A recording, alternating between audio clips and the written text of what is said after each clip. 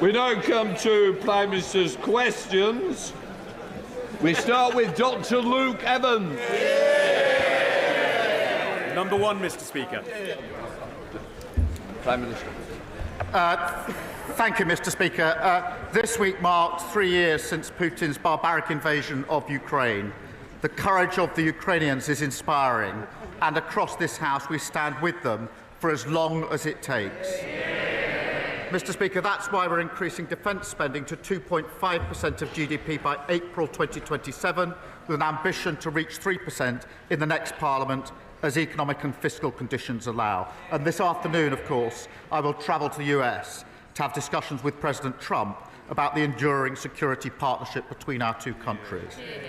Mr. Speaker, I'm also delighted that we've announced the first 750 schools to start offering free breakfast clubs. This is our plan for change in action, ensuring every child has the chance to thrive.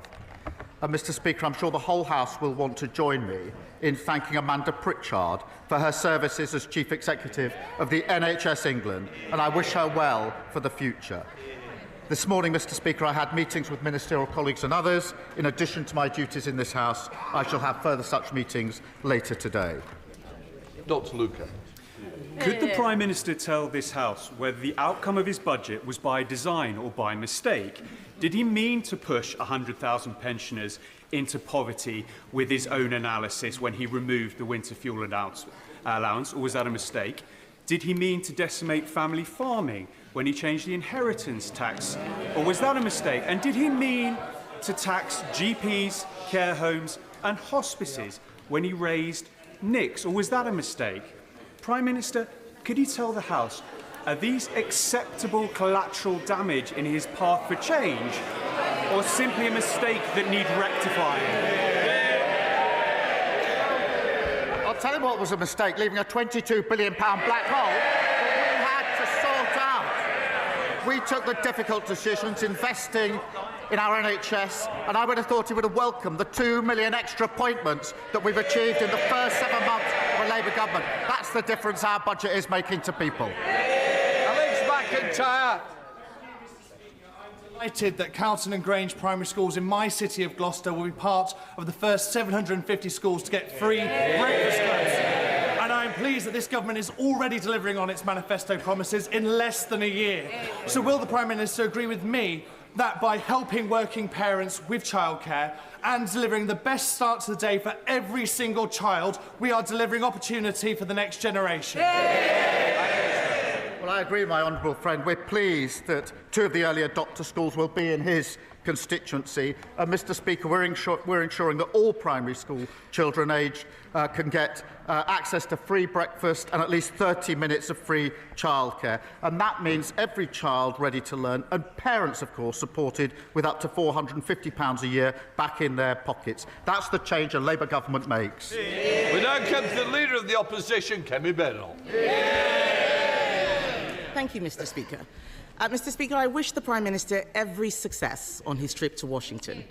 The visit to see President Trump must serve our national interest. The Prime Minister and I are completely united in our support for Ukraine as a proud and sovereign nation. Yeah. What specific steps will he take to ensure Ukraine is at the negotiating table for any peace settlement? Well, I thank her for her words about the forthcoming trip.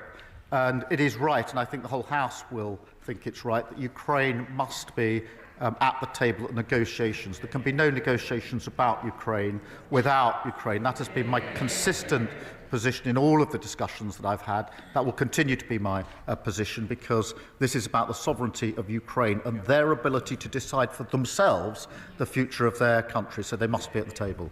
Kemi Badenoch. Mr. Speaker, I thank the Prime Minister for that answer, and as I said, I wish him every success. We want to support him on this issue. So turning to the details of the plan he set out yesterday. Over the weekend, I suggested to the Prime Minister that he cut the aid budget, and I'm pleased that he accepted my advice. Mr. Speaker, it's the fastest response. It's the fastest response I've ever had from the Prime Minister. However, he announced £13.4 billion in additional defence spending yesterday. This morning, his Defence Secretary said the uplift is only $6 billion. Which is the correct figure? Prime Minister. I'm going to have to let the Leader of the Opposition down gently. She didn't feature in my thinking at all.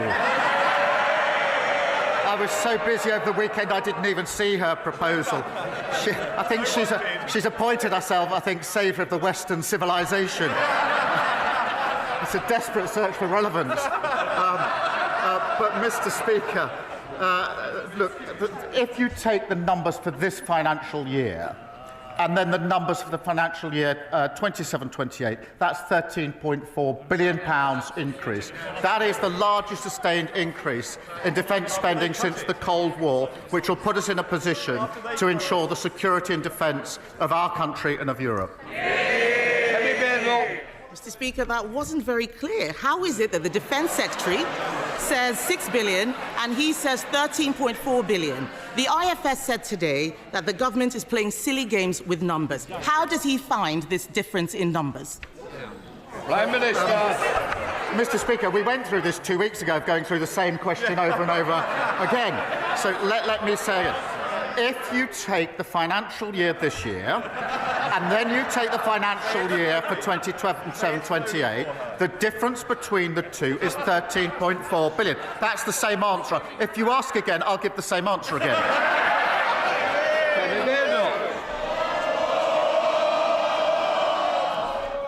I'll decide when it's more. Mr. Speaker, someone needs to tell the Prime Minister that being patronising is not a substitute. For answering questions. It's not a substitute. He hasn't answered. What he has said is different from what he said yesterday. We are still not clear where the money is coming from. We want to support him. He's also said that we should put British troops on the ground in Ukraine. We haven't seen the detail of any proposals. Would his new spending plans allow him to fund this commitment effectively? Prime Minister. I mean, I think it's the same question again. It's £13.4 billion. That's the difference between this year and 2020. She asked a serious question about the security guarantees in Ukraine, and that is extremely important, because the worst of all outcomes, if there's to be a cessation of hostilities, is that it is a short break rather than sustained and lasting peace. And I think that that means there's got to be security guarantees. I've indicated that we will play our full part. There has to be US backing, because otherwise I don't think it will deter Putin. We are working on that. I'm having extensive discussions about it, not in a position to put details before the House, as she well knows today, but I'll continue down that route, because I want a lasting peace in Ukraine and Europe for the safety and security of Ukrainians, of Europeans, and of course for everybody in this country. Mr. Speaker, this is an endeavour that we want to support him in, but we need to know exactly what it is we're supporting. We need clarity and transparency over the money. We also need to know where this money is going. This morning, the Defence Secretary could not say if the Chagos deal would come out of the defence budget. Can he confirm to the House that none of the defence uplift includes payments for his Chagos deal?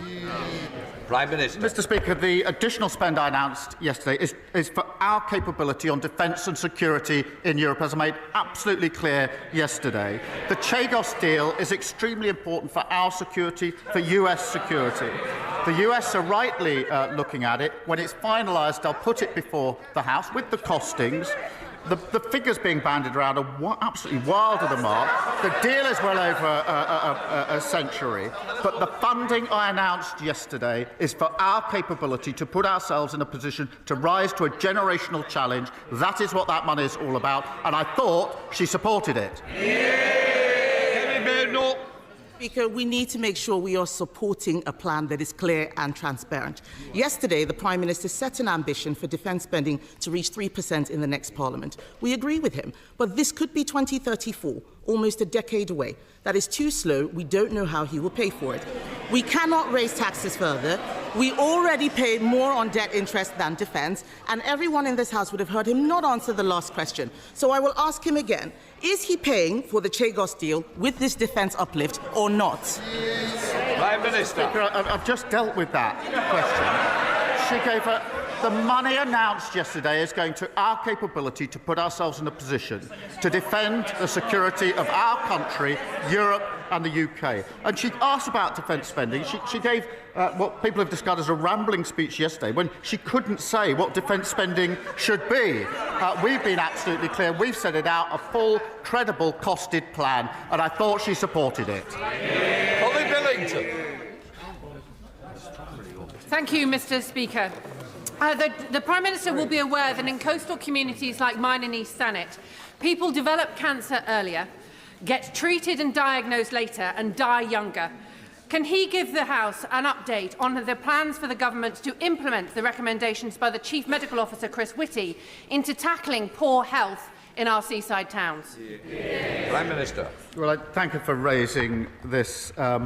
She's right that cancer patients are waiting too long for diagnosis and for treatment. Addressing healthcare inequity is part of our 10-year health plan, Mr. Speaker, aiming to halve the gap in healthy life expectancy between the richest and the poorest regions. And we're making progress on that already. Leader of the Liberal Democrats, Sir Ed Davey.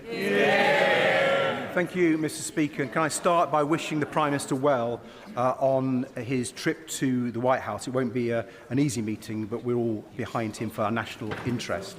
But it's already clear that under President Trump, we won't be able to rely on the United States, sadly, to help ensure our security against Russian aggression. And that's why we strongly welcome the Prime Minister's decision to increase Britain's defence spending. But Europe must do far more to rearm in the face of Putin's threat, and the UK must lead on that. That's why we back the idea of a new European rearmament bank, so we can finance a big increase in the manufacturing capacity without the need to cut Britain's vital soft power. So will the Prime Minister look at this idea, work across this House and across Europe, so we can make a European rearmament bank actually happen?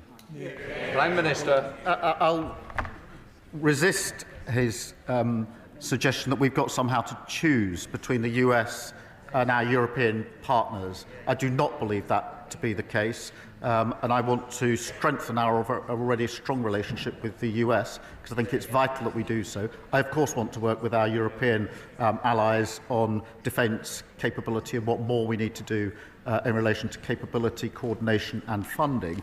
And in the longer term, there is a discussion going on amongst allies as to future funding. We're part of that discussion, and I'm happy to share that with the House as it evolves. Sir Ed Davey. I hope he's successful in keeping the US on board with our European allies, and I'm glad he's talking about finance defence. I think if he was to push this European rearmament bank at the summit on Sunday, the European leaders, I think he'd be pushing an open door. Certainly Prime Minister Tusk is supporting from the Polish point of view. But Mr. Speaker, if I can turn now to domestic matters and the cost of living crisis that's hitting so many of our constituents. Families in my constituency are really angry that Thames Water is sending them bills this April that will cost them £150 a year more. Thames has already let down so many people, whether it's leaking pipes or pumping their filthy sewage into our rivers. A third of customers' bills are already used just to pay the interest on Thames Water's debt, and now it's going to borrow £3 billion more. Isn't it time to stop making people pay for bailing out the vulture funds drowning Thames Water in debt? Will his government just put this firm out of its misery, put it into special administration so we can sort out that mess and the mess that lot left? Well, he's certainly right about the mess that lot made. We've obviously got the water bill. It's got very strong measures in it, and I think he supports them. Dr. Rosanna Allenco. Thank you very much, Mr. Speaker. We have heard extraordinary rhetoric coming out of Washington in recent days, and we have seen fascist salutes on our screens. We have witnessed wild statements about Palestinians being expelled from Gaza, and we have seen our allies labelled dictators. Britain's interests are best served by standing with Ukraine, working closely with our European allies, by upholding international law and remaining a strong part of NATO. Can the Prime Minister assure us that this will form a central part of his message when he meets world leaders this week? Minister. Well, we certainly stand with Ukraine, and I think I speak for the whole House when I say that. And as I set out yesterday, NATO is the bedrock of our security. It's been our most important alliance for many, many years, as important today as it's ever been. And we build that alliance by working with the US. We have a special and deep relationship with the US. That's not just words, that's to do with security, defence, intelligence capability, vitally important for both sides. But we also work with our European allies, and it is that ability to work with the US and the EU and European partners that has held the peace for so many years and needs to hold the peace for many years to come. Stephen Flynn. Thank you, Mr. Speaker. Prior to the election, the Labour Party promised to reduce energy bills by £300, yet on their watch, energy bills are about to increase by almost £300. So may I ask, is the failure to keep that promise a consequence of government incompetency, or have the Labour Party been caught lying to the public? Hear, hear. Prime Minister. Mr. Speaker, we're very proud of the fact that we are pushing forward for energy independence, which will keep our bills lower. And he knows very well what my position is. But I note that, again, he's very quiet on the SNP record. And I'll tell you for why. Just this week, we've seen the attainment gap widen in Scotland. Pupils leaving schools with no qualifications rising, those from deprived areas going to work falling. Instead of playing the politics of grievance, they need to take responsibility for their own record. Thank you, Mr. Speaker. My constituent Mike Addison was one of a kind, a physical disability rugby league world champion with England and Warrington Wolves, and an avid volunteer for the club and foundation. He was a friend to everyone who knew him. Tragically, he died at age 45, having taken his own life. One death by suicide is too many, and every suicide is preventable. But ONS data puts the rate in the North West at over double the rate of London, and with a 17% increase last year. So can the Prime Minister outline what more can be done working across government to help Warrington meet our target of eliminating suicide? Prime Minister. Well, can I thank her for raising this tragic case? And my thoughts, I'm sure the thoughts of the House, are with the family, friends and teammates of Mike at Warrington Wolves. I mean, she's right, Mr. Speaker, that one death by suicide is one too many, and reducing the number is a vital part of our health mission. We are recruiting an additional 8,500 mental health workers, especially trained to support people at risk of suicide. We're committed to taking forward the suicide prevention strategy for England. I'm sure this is something the whole House will support. Dr Neil Buds. Thank you, Mr. Speaker. I welcome the Prime Minister's statement committing us to increased defence spending and reaffirming the UK's support for Ukraine and their democratically elected leader, President Zelensky. A wartime leader, like Winston Churchill, who also had to delay elections because his country faced an existential threat. As the Prime Minister travels to Washington, with this House and the country willing him to succeed, will he invoke the legacy of Churchill in making the case for the UK to be the key in bridging transatlantic relations, to bring us all together for the sake of freedom and democracy across the world? Prime Minister. I thank him for his question. Can I pick up on both elements? Because President Zelensky is a democratically elected leader, and suspending elections was precisely what we did in this country when we were fighting in the Second World War. And secondly, on his point, yes, I do think that the UK has successfully been a bridge between the US and Europe for many, many years. It's vital that we continue in that role, and that's why my message to President Trump is that the relationship between our two countries needs to go from strength to strength. It's all very strong, but also working at the same time with our European allies. Jessica T. Thank you, Mr. Speaker. On Monday night, there was a brutal double stabbing in my constituency. This adds to a long line of horrific knife attacks that have included 3 fatalities over the past 2 years. I know the Prime Minister is aware of the particular challenges we face in Bournemouth, and while crime has been going down, I know there is much more he will want to do. So will he join me in praising the crucial work that organisations like Changes Are Made, who give positive activities like boxing to young people, and will he share what more the government can do to tackle knife crime in communities like mine? Prime Minister. Thank you for raising this really important issue. Yesterday we introduced our crime and policing bill, which is central to our plan for change and halving knife crime. It involves new powers to seize and destroy knives found on private property and a new criminal offence of possessing a bladed article with intent to cause harm. Plus, Mr Speaker, tougher penalties for selling dangerous weapons to under 18s, stricter rules for online sales under Ronan's law, and we'll continue with that work. Rankin. Thank you, Mr Speaker. The floods of 2013-14 devastated Datchet, Horton and Wraysbury, and the flooding last January wasn't much better. But shockingly, the River Thames scheme as currently proposed continues to leave my constituents at risk. The Council was asked to cough up tens of millions, but like very many, is cash-strapped. Does the Prime Minister, therefore, agree with me that the only option to protect my constituents is funding Channel 1 of the River Thames scheme as a national strategic infrastructure, which it really is? Prime Minister. Well, I know the honourable member has raised this issue before, and it's obviously an important issue for his constituents. We inherited flood defences in their worst state on record, Mr Speaker, and that's why we're investing £2.6 billion to protect over 50,000 properties. I understand that the options to reduce flood risk to these communities are being considered as part of the Datchet and Hythe End Flood Alleviation Scheme, and I'll ensure that he has a meeting with the relevant minister to take forward the work. Sally Jameson. Thank you, Mr Speaker. In order for the government's growth agenda to be a success, it must be felt in all areas of the country, including Doncaster and South Yorkshire, where we have green growth transport companies, including hybrid air vehicles and clean power hydrogen, alongside the reopening of Doncaster Sheffield Airport.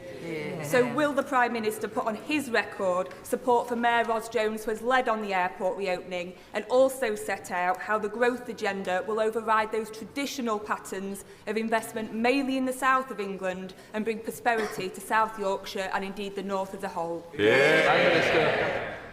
Yes, I will.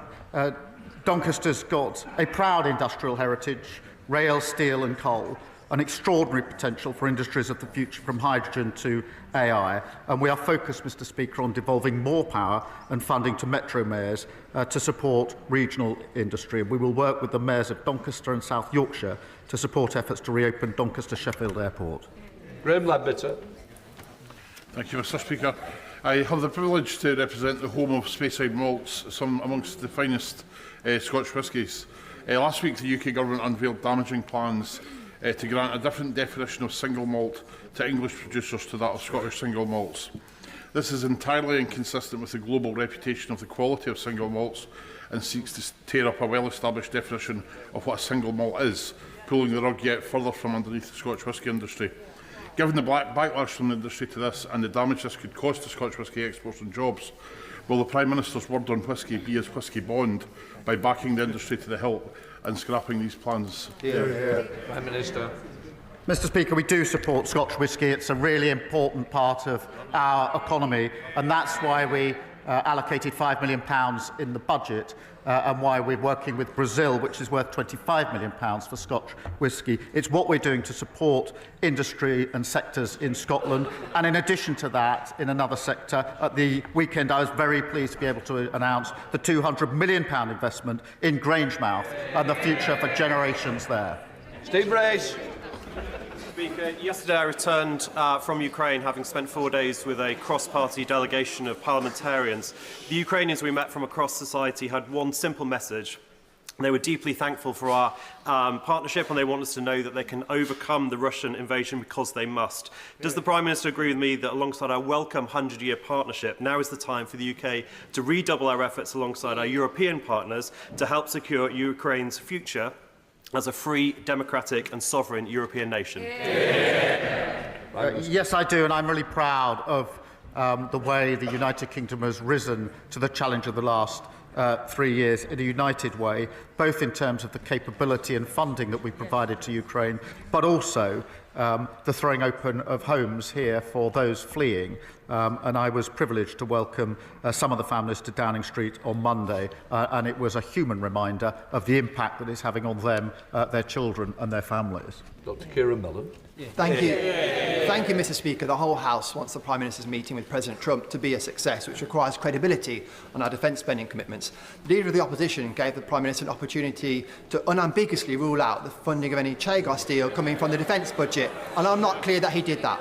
I want him to be taken seriously in Washington, so I'll make it really easy for him.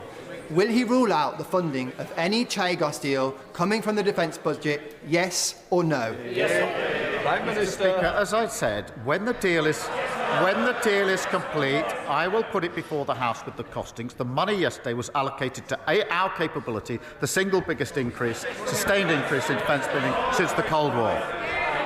Diane Abbott. The whole country stands behind the people of Ukraine. But there is also a view that taking money from aid and development to spend on armaments and tanks makes people less safe, not more safe, because the desperation and the poverty that so often leads to warfare is what aid and development money is supposed to counter. Mr. Speaker, as I said yesterday, the overseas development is important. I'm proud of what we've done. It wasn't a decision I took lightly or I wanted to take, but it is important at this moment that we put the defence spending, the defence and security of our country and Europe uppermost. We will, of course, make sure that we're able to fulfil our humanitarian obligations in relation to Gaza, Ukraine and Sudan and other vital work. And I want to be clear that we do, of course, want to go back and increase that funding as soon as we're able to do so. Simon Hall. Thank you, Mr. Speaker. I hope the Prime Minister knows that when he does travel to Washington to meet the former leader of the free world, he does so with the hopes and prayers of this House and the country. Probably no more serious a meeting could be taking place. Now, whilst Ukraine will clearly dominate, will the Prime Minister undertake to raise with President Trump that Canada is a valued, respected and much-loved member of both NATO and our Commonwealth, and that this childish nonsense of a 51st state should be called out by the Prime Minister for what it is? Prime Minister. Well, I thank him for raising this issue. UK and Canada are close allies and have been for a very long time, with a partnership based on a shared history and a shared set of values and a determination to be an active force for good in the world. We work closely with them on issues of the Commonwealth, on NATO and, of course, Five Eyes, intelligence sharing, and we will work to strengthen that relationship. Michelle Strochan. Thank you, Mr. Speaker. Barrow-in-Furness has always been ahead of the times in terms of high-skilled engineering. In light of the Prime Minister's historic commitment to rise defence spending, the biggest increase since the end of the Cold War, I invite him to visit and see the many SMEs who could support this vital supply chain. Does he agree that investing in these businesses will not only deliver our nuclear deterrent, but improve security and the economy for us all?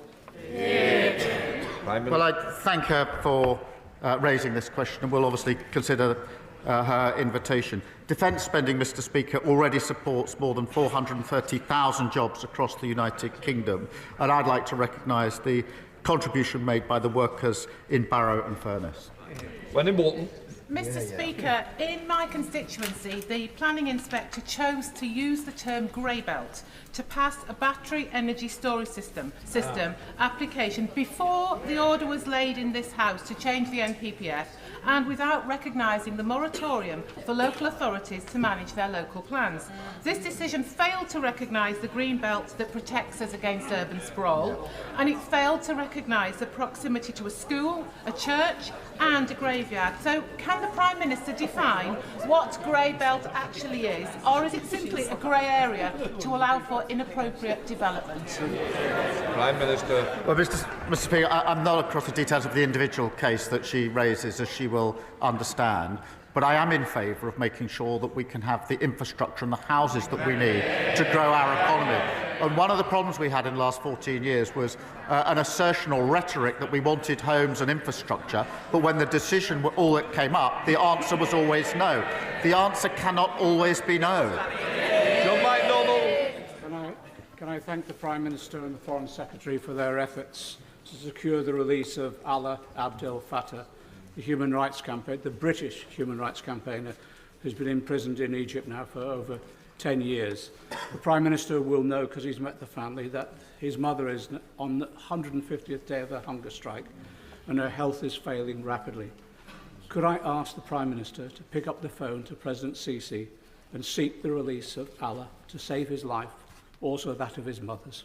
Prime Minister. Well, I thank him for raising this really important case, and as he says, I did meet the mother and the family just a few days ago, and it is an incredibly difficult situation for them, and I can assure him I will do everything I can to ensure the release in this case, and that includes phone calls as necessary. I've raised it before, I'll raise it again, we raise it and will continue to do so. I gave my word to the family that that's what I do, that I will do, and I will. People in Northern Ireland are sick to the teeth of paramilitaries, of the menace, of the sectarianism and of keeping people stuck in the past.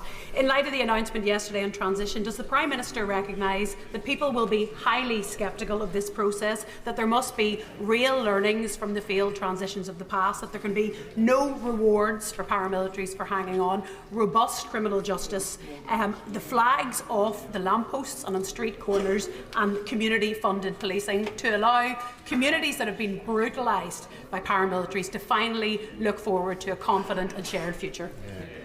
Prime Minister. Well, can I thank you for raising this important and obviously sensitive issue? We are committed to making progress towards ending paramilitarism once and for all in Northern Ireland, and that's why we've agreed to support a short independent exercise to look at a formal process, and I'll make sure that the Secretary of State for Northern Ireland keeps her updated. Rishi Sunak. Mr. Speaker, prostate cancer is now our country's most common cancer, and yet there is no national screening programme. We made progress towards this in government, but yet there is more to do, which is why I'm delighted to have joined Prostate Cancer Research, the charity, as an ambassador. I'm grateful to the Health Secretary for his engagement thus far, and could I ask the Prime Minister to ensure that we do have a targeted national screening programme for the most at-risk groups of prostate cancer, so that we can not only save the NHS money, make progress towards the government's early diagnosis targets, but most crucially, save thousands of lives? Prime Minister. Well, can I thank him for raising this, and can I thank him for using his authority and reputation to support this vital cause, which will make a material difference, and I look forward to working with him on it. We do share a commitment to detecting prostate cancer earlier and treating it faster, and we must do that. Our National Cancer Plan will improve the way we treat cancer right across the country, and I'll make sure he's fully informed of the steps that we're taking, and we'll work with him. Ruth Jones. Thank you, Mr. Speaker. Will the Prime Minister join with me in wishing all Welsh citizens everywhere a very happy St David's Day on Saturday? And will he also join with me in welcoming the latest news of the £600 million investment by Copenhagen infrastructure partners to ensure that Bute Energy and Green Gen Cymru can take forward the bold ambition to achieve 100% green electricity production by 2035 in Wales, thus providing much-needed sustainable green jobs for the people of Wales? Prime Minister. Well, can I wish her and her constituents a very happy St David's Day and join her in welcoming this significant new investment into her constituency that will ensure good jobs, well-paid, skilled jobs, and, of course, the transition to energy security and lower bills. And I know her constituency will play a vital role in that. Jeremy Hunt. Thank you, Mr. Speaker. Does the Prime Minister agree that our biggest single foreign policy priority is the preservation of NATO with America at its heart? And if so, following his welcome announcement yesterday, is the next step to talk to our European allies and for all of us to agree to to spend 3% of GDP on defence within a specified timescale, so that we can look the President in the eye and say that Europe is finally pulling its weight on defence? Minister. Well, I agree with him entirely in terms of the priority in terms of NATO. Putin thought he could weaken NATO. He's only made it stronger and larger. NATO's strength comes from the US and European partners and others working together, and that is absolutely the focus of my work at the moment. It is right, as he says, that European countries, including the United Kingdom, do need to do more on capability, on coordination, and on defence spend. That must be not seen as a project separate to NATO, but part of an essential project that ensures that NATO is there for decades and decades to come, preserving the peace, just as it has been for 75 years. Final question, Newman Steinbeck. Mr Speaker, the Grangemouth refinery closure has loomed over central Scotland since Petronas' announcement in November 2023. 2 weeks ago, Scottish Labour colleagues and I met with the National Wealth Fund to make the case for investment in Grangemouth. I strongly welcome the exceptional commitment this Labour government has shown in Grangemouth by committing £200 million from the National Wealth Fund. Can I ask the Prime Minister what steps the government will be taking to secure permanent, good jobs at Grangemouth? Well, can I thank him for being such a great champion for Scotland and his constituency? Mr Speaker, Grangemouth is really important to communities in Scotland, to the economy in Scotland. It's not a charity case. It's got incredible potential, huge opportunity, and that's why at the weekend I was very pleased to announce £200 million from the National Wealth Fund to incentivise private investment. That, of course, Mr Speaker, follows £100 million in the growth deal that we announced earlier. This is about jobs for decades to come in Grangemouth. It's a really exciting opportunity, and we intend to seize it. I hope His Presidency of the Assembly of North Macedonia, His Excellency Mr Afrim Gasha, enjoyed questions. Right, that completes PMQs.